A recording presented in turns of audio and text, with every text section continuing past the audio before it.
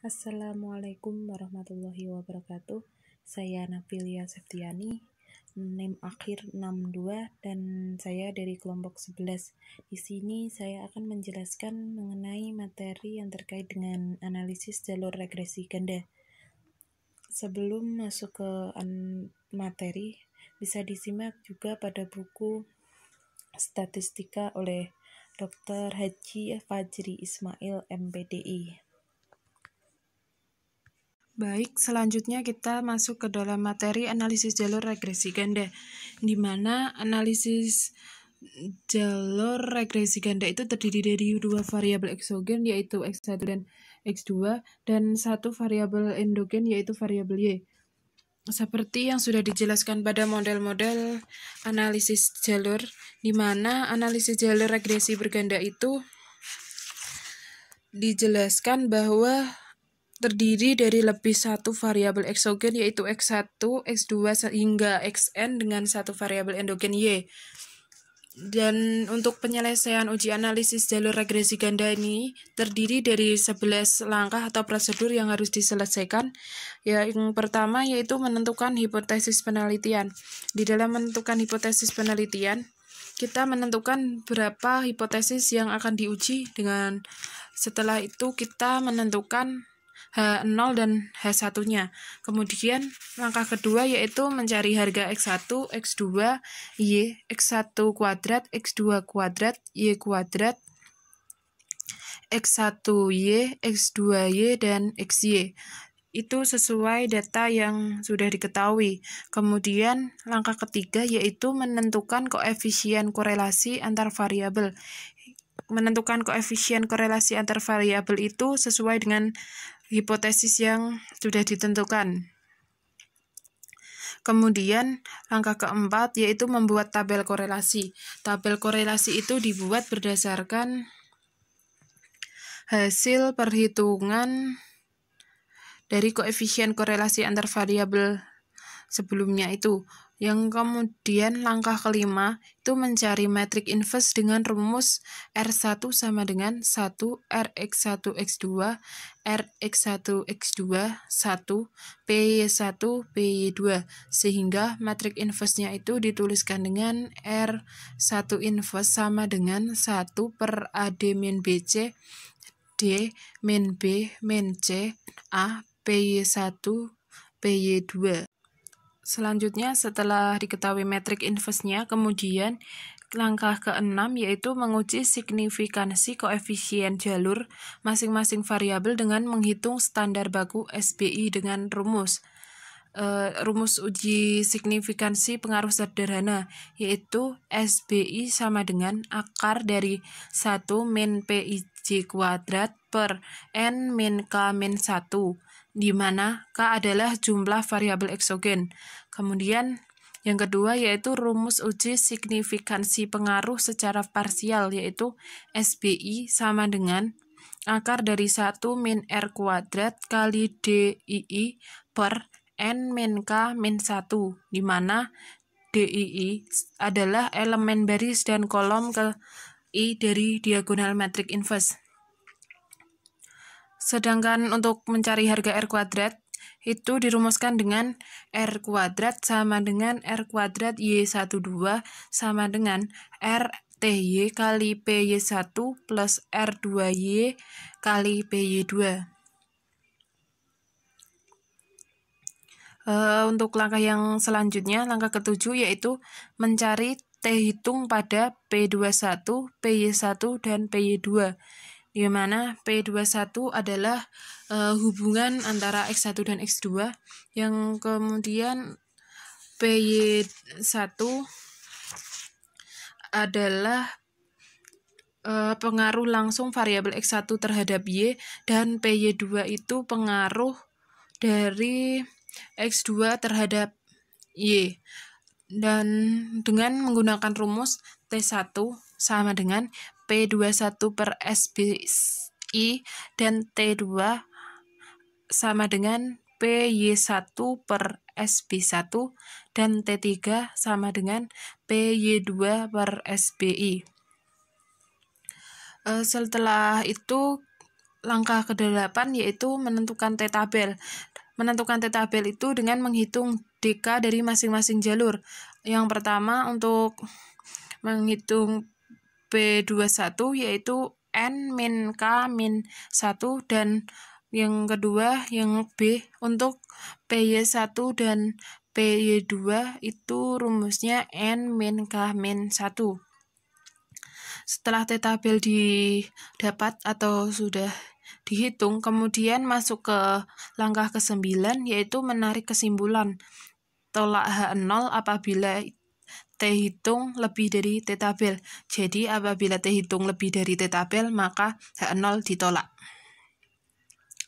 Selanjutnya, langkah ke-10 yaitu membuat diagram jalur berdasarkan harga P21, RY1, PY1, RY1, dan PY2.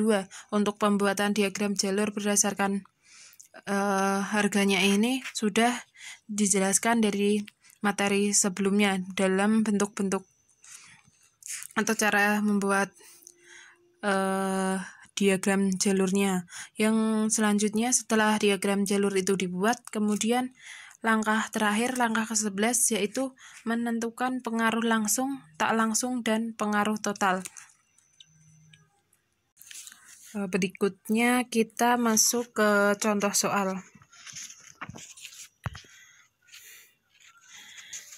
Di mana sebuah penelitian dengan judul Pengaruh Kemampuan Manajerial dan Kemampuan Berkomunikasi Kepala Sekolah terhadap Kinerja Guru.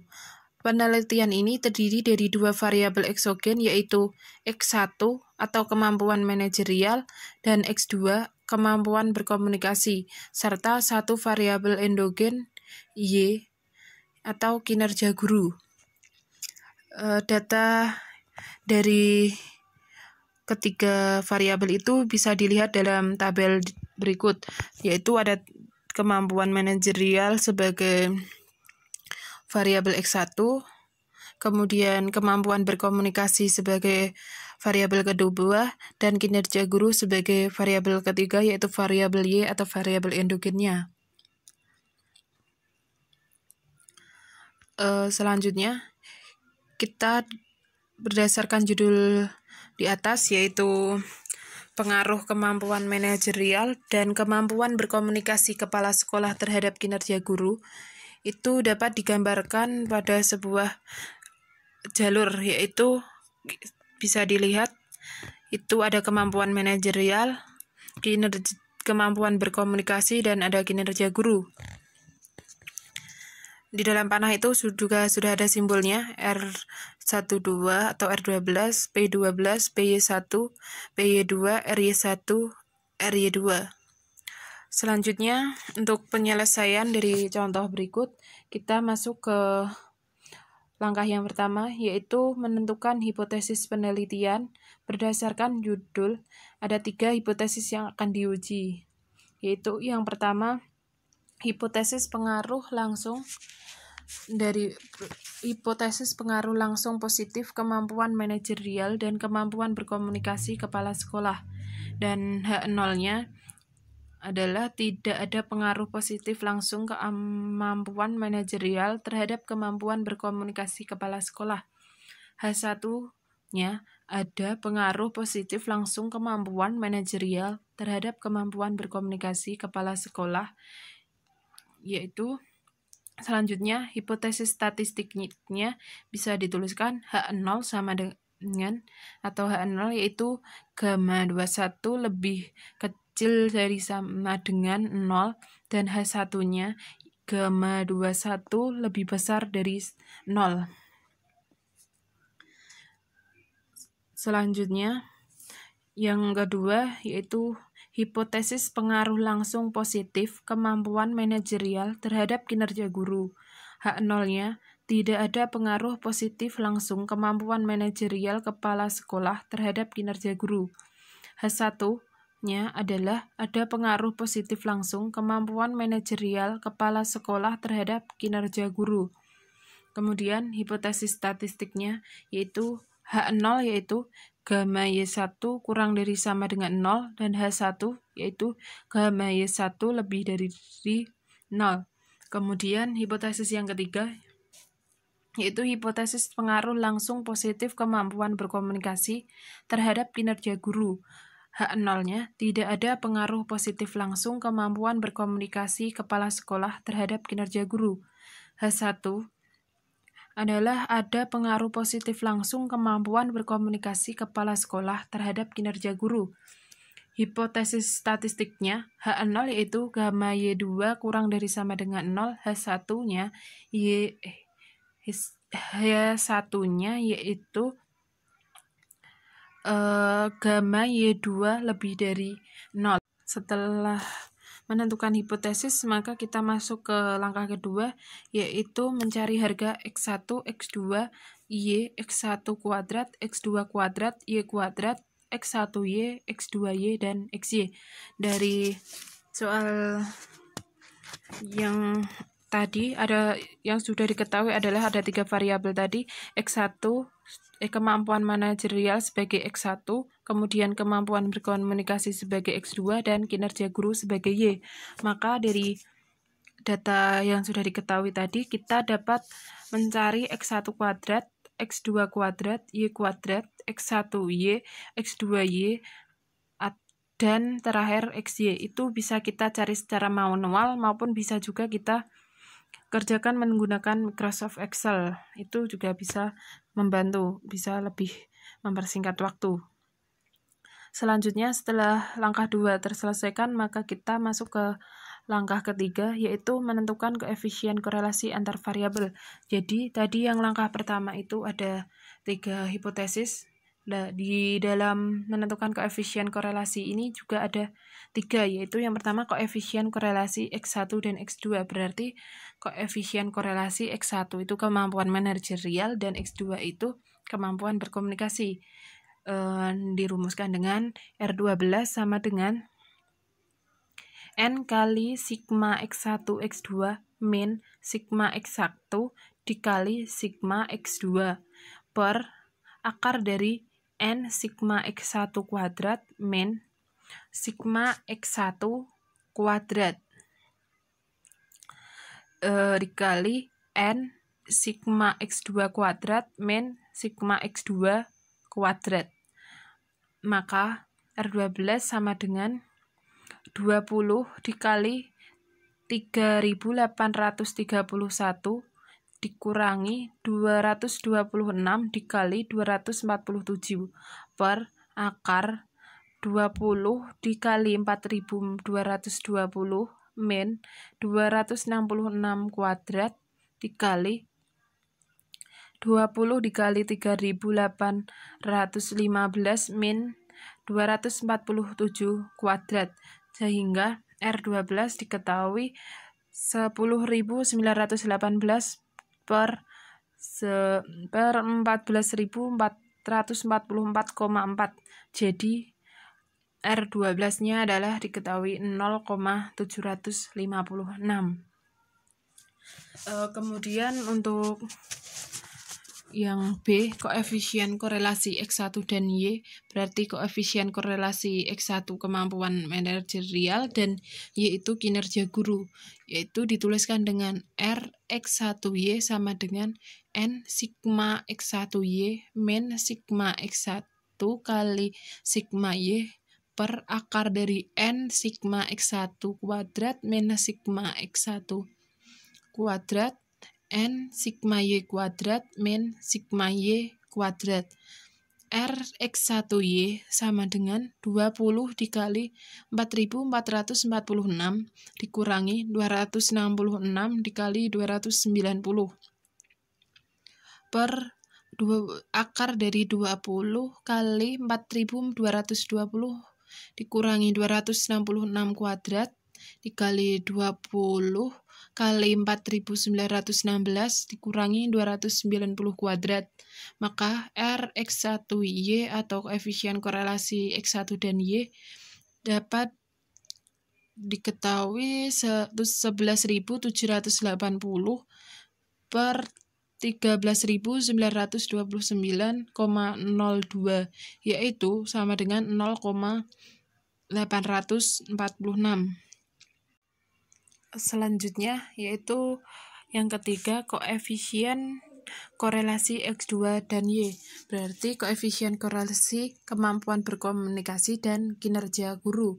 Bisa dituliskan dengan Rx2Y sama dengan N sigma X2Y min sigma X2 kali sigma Y per akar dari N sigma X2 kuadrat min sigma X2 kuadrat dikali N kali sigma Y kuadrat min sigma Y kuadrat.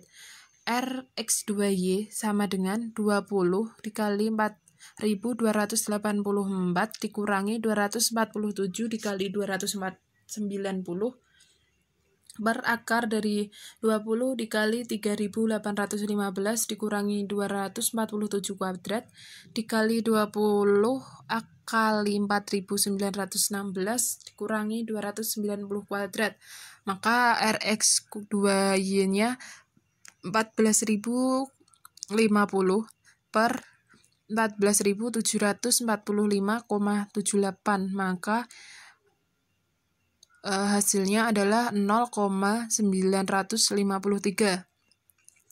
Selanjutnya, dari hasil ketiga koefisien korelasi tersebut, kita bisa memasukkan ke dalam langkah keempat, yaitu membuat tabel matrik korelasi, yaitu bisa dilihat sesuai tabel yang disajikan di sini atau bisa dilihat juga di dalam buku. Ini ada R1J, X1, X2, Y, dan ada X1, X2, dan Y. Bisa dilihat di tabel.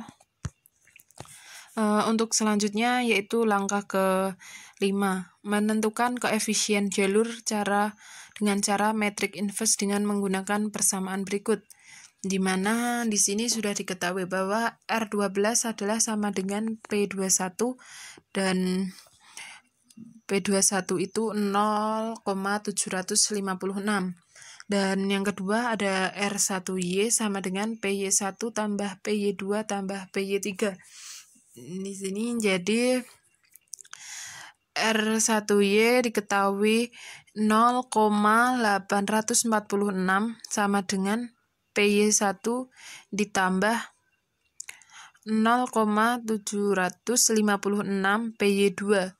Yang ketiga yaitu ada R2Y sama dengan PY1R12 ditambah PY2, maka 0,953 sama dengan 0,757 PY1 ditambah PY2. Sehingga mencari inverse pada variabel eksogen yaitu R1 sama dengan 1, Rx1, X2, Rx1, X2, 1, PY1, PY2, di mana R1 diketahui 1 dikali R1 sama dengan 1, 0,756, 0,756, 1 dikali 0,846, 0,953, sehingga matrik inverse-nya adalah R1 inverse sama dengan 1 per AD min BC, D min B min C, A, PY1, PY2. R1 inverse sama dengan 1 min R1 inverse sama dengan 1 per 1 kurangi 0,5715 dikali 1 min 0,756 min 0,756 1. Kemudian dikali 0,846 0,953. R1 inverse-nya sama dengan 1 per 0,4285 kali 1 min 0,756 min 0,756 1 dikali 0,846 0,953, sehingga R1 inverse-nya sama dengan 2,334 min 1 1,764, min 1,764, 2,334, 0,846, 0,953 sama dengan 0,294, 0,732. Selanjutnya, cara yang kedua untuk mencari metrik inverse itu PY1 sama dengan 0,846, 0,756, 0,953, 1,000 per 1,000, 0,756, 0,756, 1,000 sama dengan 0,126 per 0,425, maaf 0,428 sama dengan 0,294. Yang selanjutnya PY2 sama dengan determinan dari 1,000, 0,846, 0,756, 0,953 per 1,000, 0,756, 0,756, 1,000 sama dengan 0,3134 per 0,428 sehingga 0,732. Dari kedua perhitungan di atas diperoleh koefisien jalurnya yaitu P21 itu 0,756, PY1 0,294 dan PY2 0,732. Kemudian langkah yang keenam yaitu mencari harga kesalahan baku SBI masing-masing jalur. Harga SBI jalur kemampuan manajerial atau X1 dan kemampuan berkomunikasi kepala sekolah X2 yaitu SBI sama dengan akar dari 1 min PIJ kuadrat per N min K min 1. Maka akar dari 1 min 0,756 kuadrat per 20 min 1 sama dengan 0,1543. Selanjutnya harga SBI jalur kemampuan manajerial kepala sekolah X1 dan kinerja guru itu Y.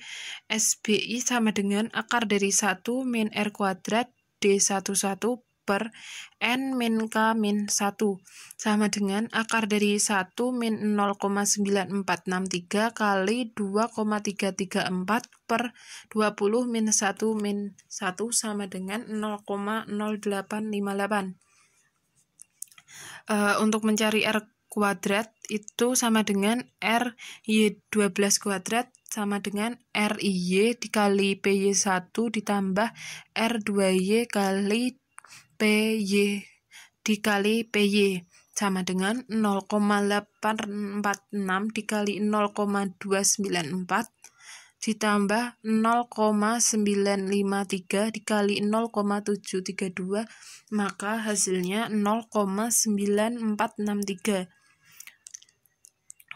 Untuk uji signifikansi PY2 sama dengan PY1 sehingga harga SBI pada PY2 adalah 0,0858.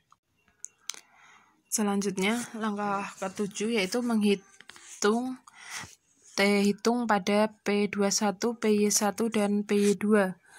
Yang pertama, untuk jalur P21 atau kemampuan manajerial terhadap kemampuan berkomunikasi, T1 sama dengan P21 per SBI, sama dengan 0,756 per 0,1543, sama dengan 4,899.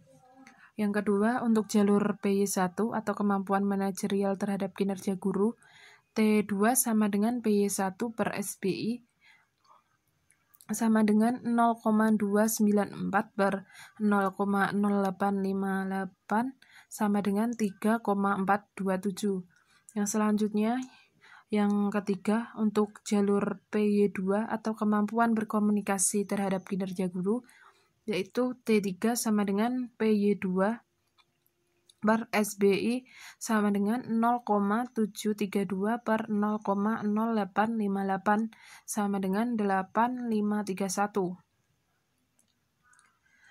Setelah itu langkah yang ke-8 yaitu mencari DK masing-masing jalur. Untuk P21 yaitu N-K-1, maka 20 min 1 min 1 sehingga 18, sehingga T 0,05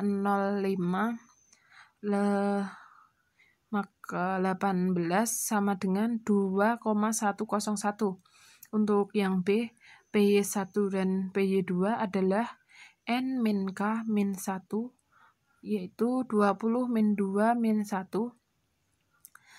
maka hasilnya adalah 17 sehingga T 0,05 sehingga 17 maka 2,110.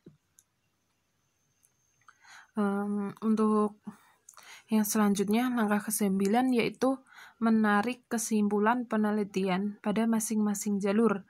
Yang pertama, maaf ini ada sedikit typo ya, ini seharusnya A, B, dan C. Jadi yang poin C ini harusnya poin A, itu untuk P21 karena harga T hitung lebih besar dari T tabel atau 4.899 itu lebih besar dari 2,101, maka H1 diterima sehingga dapat disimpulkan bahwa terdapat pengaruh positif secara langsung kemampuan manajerial terhadap kemampuan berkomunikasi. Yang selanjutnya, yang kedua untuk PY1 karena harga T hitung lebih besar dari T tabel atau 3,427 lebih besar dari 2,110, maka H1 diterima. Sehingga dapat disimpulkan bahwa terdapat pengaruh positif secara langsung kemampuan manajerial terhadap kinerja guru. Yang selanjutnya, yang ketiga adalah untuk PY2 karena harga T hitung lebih besar dari T tabel atau 8,531 itu lebih besar dari 2,110, maka H0 ditolak sehingga dapat disimpulkan bahwa terdapat pengaruh positif secara langsung kemampuan berkomunikasi terhadap kinerja guru. Untuk langkah berikutnya yang ke-10 yaitu dari hasil perhitungan sebelumnya tadi dapat digambarkan diagram jalur berdasarkan harga yang sudah harga P21, RY1, PY1, RY2, dan PY2 yang sudah diketahui. Jadi kemampuan manajerial dan kinerja guru, kemudian kemampuan berkomunikasi. Tadi sudah diketahui bahwa 0,756 itu R12, terus PY1-nya ada 0,294, PY2 ada 0,732, RY1 0,846, dan RY2 itu ada 0,953. Untuk lebih jelasnya bisa dilihat yang slide sebelumnya tadi yang penjelasan dari gambar model analisis jalur yang digunakan. Yang kemudian langkah terakhir atau langkah ke-11 yaitu menghitung pengaruh langsung, tidak langsung, dan total.